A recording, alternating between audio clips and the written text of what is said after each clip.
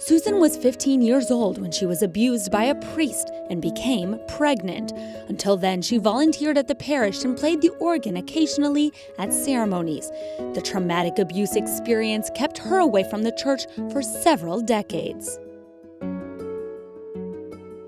50 years after that crime, with the personal support of a bishop, she was encouraged to rethink everything.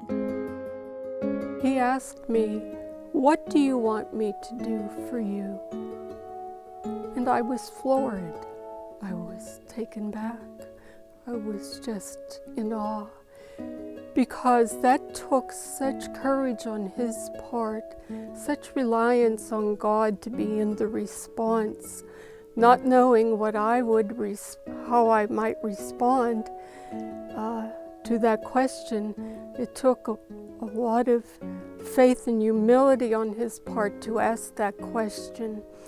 And that is the question that we all have needed to have been asked of us. But I was asked that personally, and that changed everything for me. The Center for Child Protection at the Pontifical Gregorian University in Rome emphasizes the importance of putting victims first. In addressing the problem, the first question is the victim. How is he or she doing? What does he or she need? How can we help him or her? How can we make sure there are no other victims? Even before the interest of the institution, how should the institution change? What should we do? The first is to change the mentality. It's about looking at the victim. From there, creating an environment in which he or she feels free to share and talk about the problem. The pain of many victims like Susan has been heightened by an attitude of rejection and denial by some priests or religious. The fact that we were considered a threat to the church, that our quest for spiritual healing was a threat to the church, it was almost as painful as the initial abuse. Susan says although money helps pay for therapy, it doesn't heal wounds. There's a response much more important. So that is helpful, but what was lacking was a pastoral response, thinking that we would not want to come back to the church. We would not desire to return to the Lord's table. We would not want to be part of the Catholic community. And so that kind of response has been absent. We're out there, like me sometimes early on, driving in the parking lot of a Catholic church, watching people go in, but feeling it wasn't the place for me.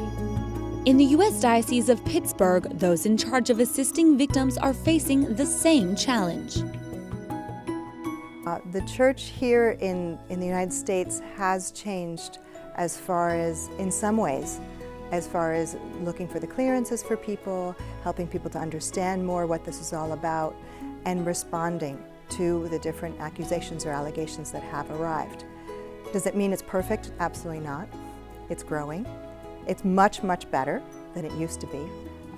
But the church still needs to grow, and one of the areas is the pastoral outreach, is reaching out to accompany these people and helping them to find healing. Many victims of abuse do not find this support available to them and lose hope.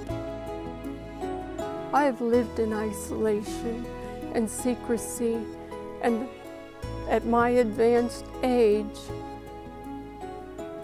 that's a terrible loss for me. And I think how beneficial it would have been if these groups had been available earlier, and I wouldn't have been so alone, so isolated.